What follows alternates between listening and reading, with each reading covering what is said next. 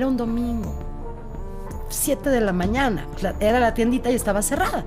La vecina, escuincles, ¿por qué andan despiertos tan temprano? Es que mi papá mató a mi mamá. Necesitamos hablarle a mi tía. ¿Qué ha pasado con el Coqueto? ¿Dónde está en este momento? ¿Qué sabemos de él? ¿Qué ha pasado con ese tipo? Está condenado a 240 años de prisión. Inicialmente yo lo ingresé en el penal de Barrientos, en Tlalnepantla. Ahí estuvo algún tiempo y después en el gobierno de Erubiel Ávila, él abrió un reclusorio para secuestradores en el municipio de Otumba, solo para secuestradores, y el Coqueto. Ahí fue trasladado y ahí se encuentra cumpliendo su condena. Oye, ¿qué tan cierto es esta, no sé si es un mito urbano o realmente pasa, que personas con delitos como el que tiene el Coqueto son vistos con especial repulsión entre la población penitenciaria? Sí, sobre todo, fíjate, no tanto los feminicidios, volvemos al punto, la violación. Ajá, Sí. es que ese tema me parece muy interesante, porque si la mataste,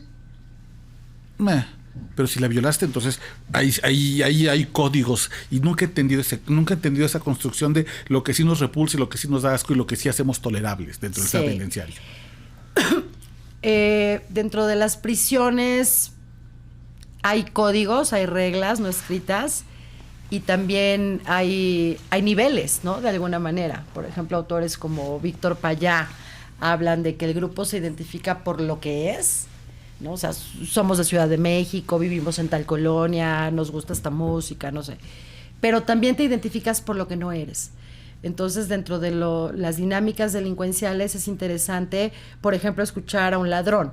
Yo asalto, pero nunca viejitas.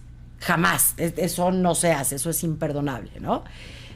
Yo secuestro, pero no niños, ¿no? Eso no se debe hacer. Ellos mismos tienen sus límites y sus códigos. Me refiero a personas que vuelven del delito su modus vivendi, ¿no? Claro.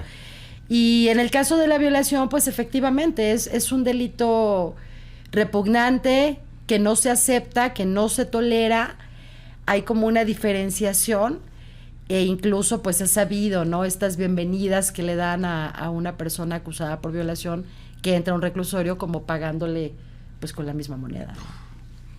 Ahorita le quisiera preguntarte, pasar a otro tema, porque ese me parece también muy importante.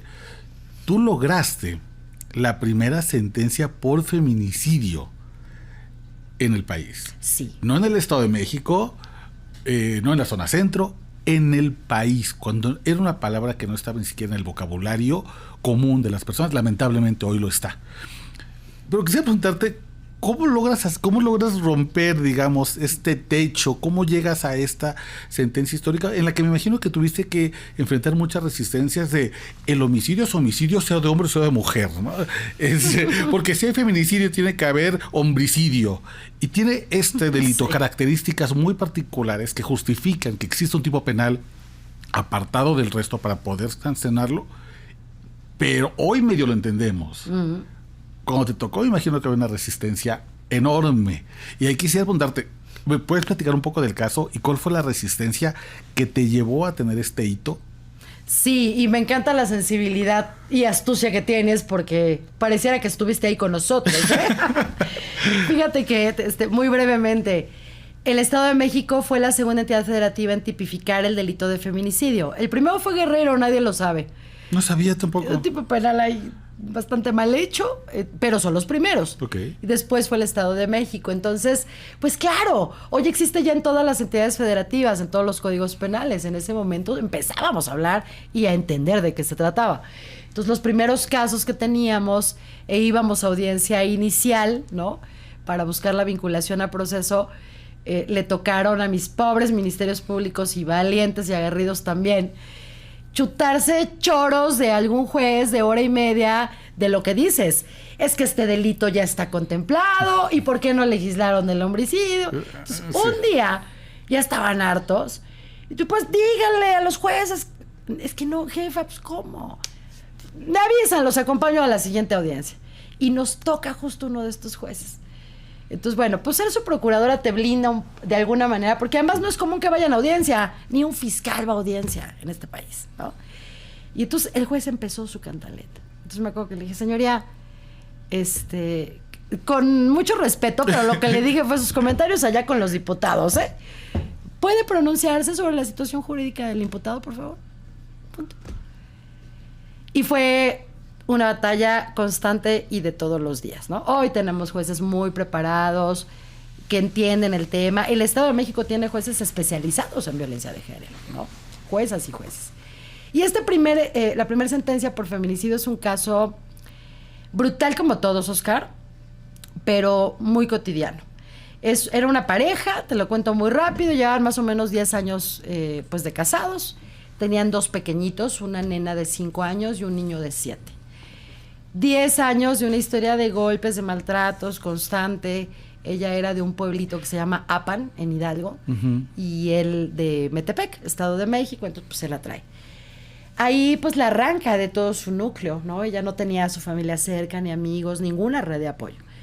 Los vecinos sabían, porque claro que escuchaban las discusiones y los golpes, pero ya sabes que nadie dice nada, ¿no? Porque son problemas de la pareja y yo para qué me meto, ¿no? Y por eso yo digo esto de manera tan contundente, ¿no? El silencio nos vuelve cómplices, el silencio mata. Entonces una madrugada están discutiendo y Austreberto se llama, agarra una pesa de 7 kilos y le pega a María Luisa aquí, y los golpes le rebotan en el hombro. Le da 3 golpes. Ahí la mata, ¿no? Ella estaba en la cama, el tipo huye. Sus hijitos fueron testigos presenciales de los hechos, imagínate esto. Qué terrible. Esto fue aproximadamente a las 3, 4 de la mañana y muy temprano nos contaba el nene que su hermanita, porque ellos ya no duermen, no pegan el ojo, ¿no? Su hermana tenía hambre y entonces le dijo que si le podía hacer un cereal y le podía poner a Chabelo. Y el hermanito va y fíjate, le llevaba apenas 2 años. Le hace el desayuno, pero la casa era una casa sin puertas, era una casa como una casita en obra negra. La única puerta era la de la entrada. Entonces estaba la habitación de los niños, había un pasillo y la habitación de los papás, que de un lado estaba la cama y del otro lado era la cocina.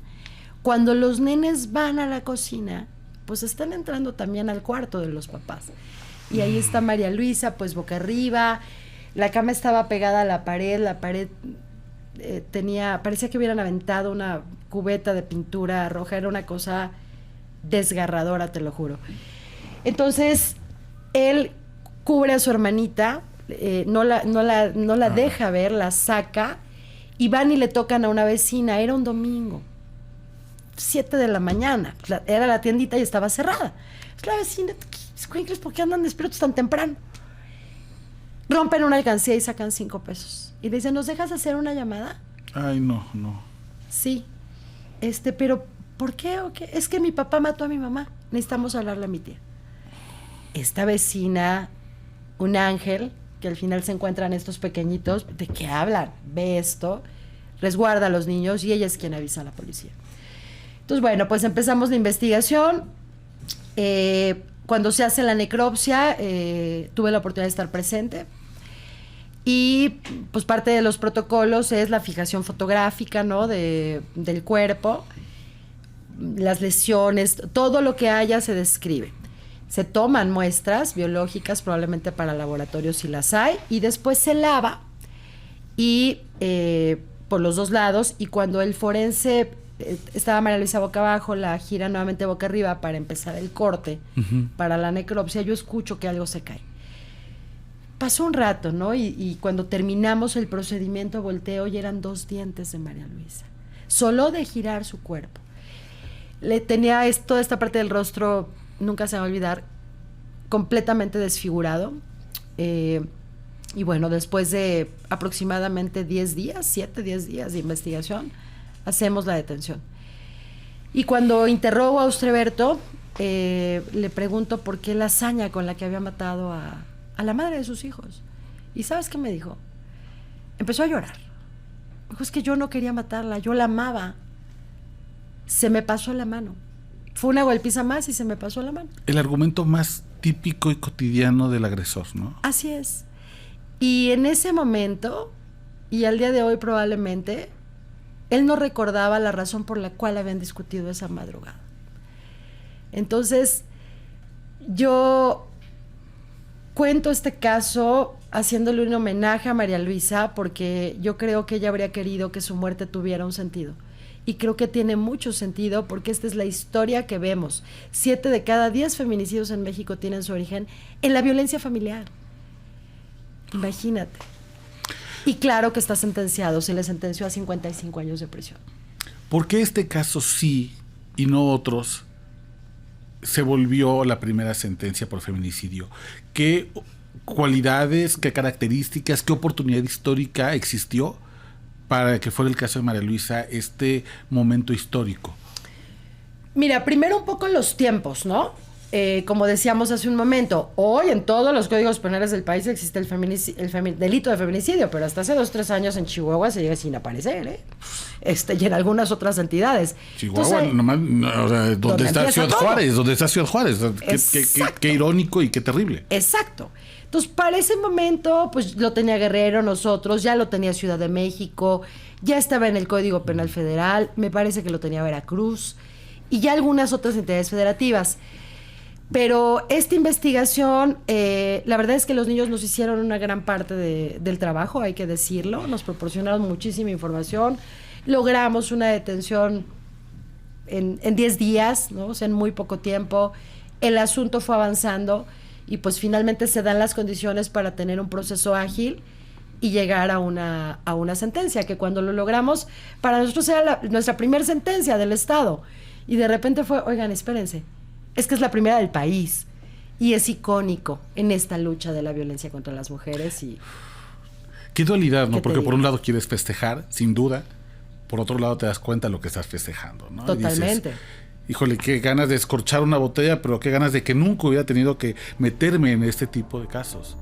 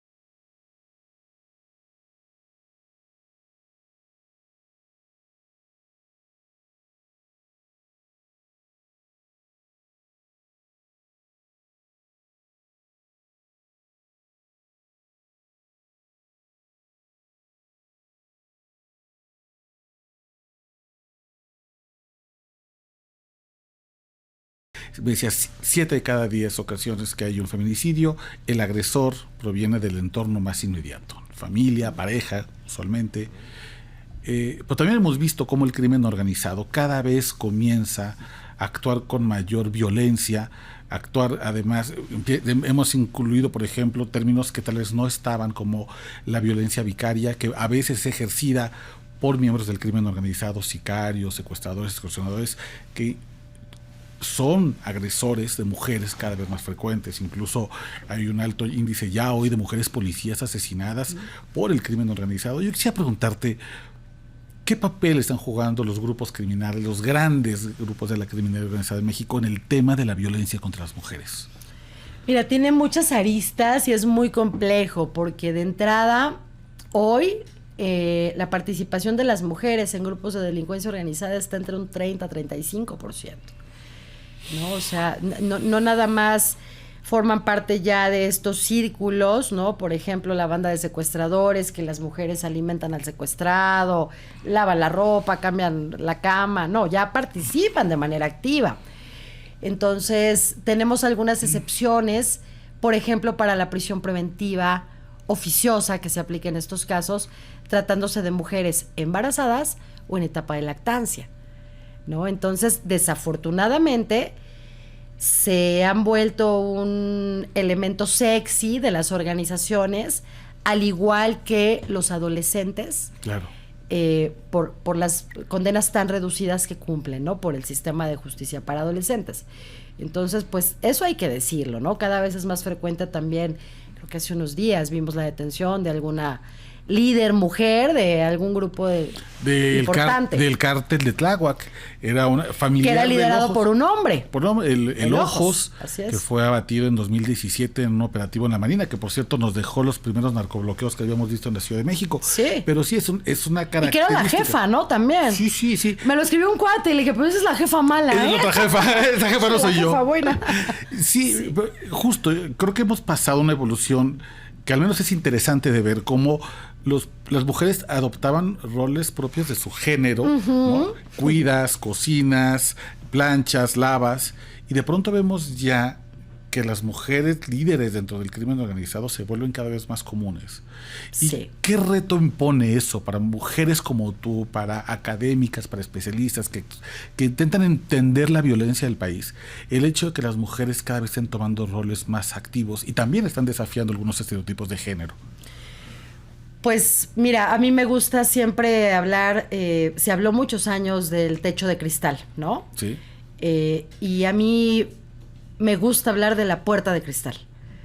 El techo de cristal, se decía, ¿no? No podíamos llegar y entonces una mujer rompió ese techo de cristal y esta famosa frase de llegó una y llegamos todas, que no es cierto, ¿no? Y por eso un día me puse a pensar y dije, tenemos que hablar de la puerta de cristal. Siguiendo la misma paradoja, ¿no? Pero al final del día, cuando una mujer llega a un espacio que nunca ha sido ocupado por una mujer o que logra cosas importantes, todo ese camino que recorriste, Oscar, pasas esa puerta y se cierra, y las que vienen atrás van a recorrer exactamente el mismo camino igual de tortuoso. Entonces, por eso a mí me gusta hablar de esa puerta de cristal. Si la logramos abrir, no pasemos, detengámosla hasta que vengan otras y la agarren y ya no se cierre. Claro. Que el camino que ya recorrió una por nosotras no lo tengamos que recorrer las demás. Nos tocará recorrer otros caminos y abrir otras brechas, ¿no? Y desafortunadamente, pues las mujeres somos muy avanzadas, incluso para esos temas, ¿no? Entonces, claro, la participación de las mujeres en grupos de delincuencia organizada en los últimos años, incrementándose de forma exponencial, es un factor que no podemos dejar de lado. Y por el otro lado, pues la violencia a la que se someten estas mujeres circundantes, ¿no? a estos entornos de delincuencia organizada, pues es un fenómeno que nos lleva ya más allá de un tema de violencia familiar o de agresiones sexuales. Está muy vinculado, por ejemplo, con un delito como la trata de personas, ¿no? Que además es el tercer negocio más redituable del mundo, solo por encima del tráfico de armas y de drogas. Qué importante lo que dices, porque creo que la trata de personas justo representa un gran reto, porque nunca sabes en una persona que está atrapada en una red de explotación sexual dónde está la línea entre la víctima y la victimaria, porque muchas veces las organizaciones criminales se aprovechan de esta línea muy difusa. Entonces, una adolescente que tal vez entró que fue enganchada, cuando cumple 18 años, es obligada a enseñarle a una niña a poner un condón, a cobrar un servicio sexual, a vigilarla, arreglarlas, a reproducir el esquema de violencia que un hombre le enseñó, pero que ella ahora tiene que reproducir a otra mujer, un adolescente. Sí. Y eso me parece que representa un reto muy importante. ¿Cómo empezamos a identificar a las víctimas o cómo diferenciamos a las víctimas de las victimarias? Hay un síndrome muy conocido que es el de Estocolmo, ¿no? Y que es justo lo que hablamos. Son problemáticas tan complejas que no se resuelven solamente con policías y fiscales, ¿no? O con detenciones. Hay procesos psicológicos en los que se ven inmersas como víctimas y se vuelven victimarias, como tú bien lo dices, ¿no? Entonces, el que una víctima se dé cuenta que es víctima y pueda romper ese círculo y asumirse como tal, es muy complicado en delitos inclusive como la violencia familiar. Claro. Imagínate en dinámicas tan complejas como la trata de personas, ¿no?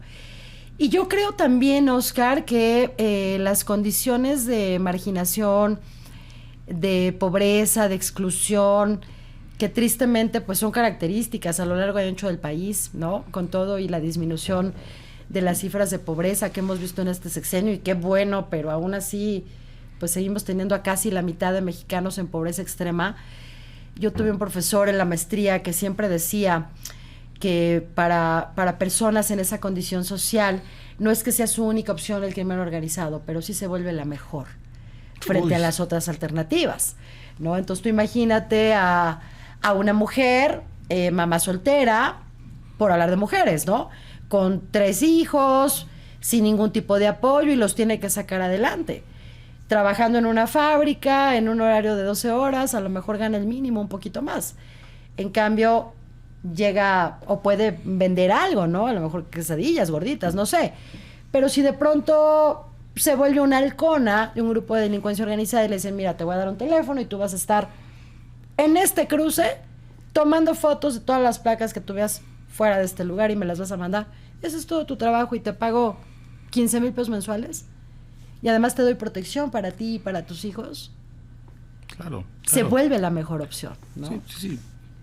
¿Y cómo la juzgas? ¿Y cómo la juzgas? ¿Cómo le dices, eres una criminal, que no te importa el país, que no ves que somos más los buenos? Estos lugares comunes a los que luego vamos, que no explican la complejidad en el que estamos en este momento. Y quisiera, Ciani, hacerte la última pregunta. Me encantaría quedarme contigo más tiempo, pero el tiempo siempre es el más gandalla en esas entrevistas. ¿Por qué falta tanto la presencia de mujeres todavía, a pesar de que llegó una, llegamos todas, en instituciones de seguridad? ¿Por qué no tenemos todavía tantas mujeres como deberíamos tener en instalación de procuración de justicia, sistema penitenciario, seguridad pública, fiscalías? ¿Qué nos sigue deteniendo? ¿Qué sigue frenando como país que no hemos llegado a la paridad en esos esquemas, en esos espacios donde es tan importante tener igualdad e equidad? Los estereotipos. Mujeres preparadísimas y talentosísimas en temas de seguridad, de justicia, policiales, de procuración de justicia, incluso de seguridad nacional. Tenemos, no muchas, no puedo meter para arriba, pero yo creo que en todos los estados y a nivel federal hay mujeres muy talentosas. Yo creo que son los estereotipos, ¿no? que nos persiguen al género femenino. Es que es muy peligroso. Ay, es que se le va a hacer el corazón de pollo. No, es que no le va a entrar. Es que ¿cómo le vamos a mandar un operativo? ¿Cómo se va a subir un microbús a hacerle de señuelo al asesino serial? Por ejemplo, ¿no? Yo soy el escolta hombre, tengo que protegerla. Es una damisela en peligro. Así es. Que no nos subestimen, y además yo creo que las mujeres y los hombres también tenemos que entender que tenemos que hacer equipo. La guerra de los sexos yo creo que tenemos que dejarla ya muy atrás. Sí, ya por favor, superemos esas narrativas. Eso, somos diferentes, sí, pero creo que a partir de las diferencias tenemos que encontrar las coincidencias. Y cohabitamos un mundo y una problemática y cosas que nos duelen, seamos hombres o mujeres, tenemos que trabajar de la mano.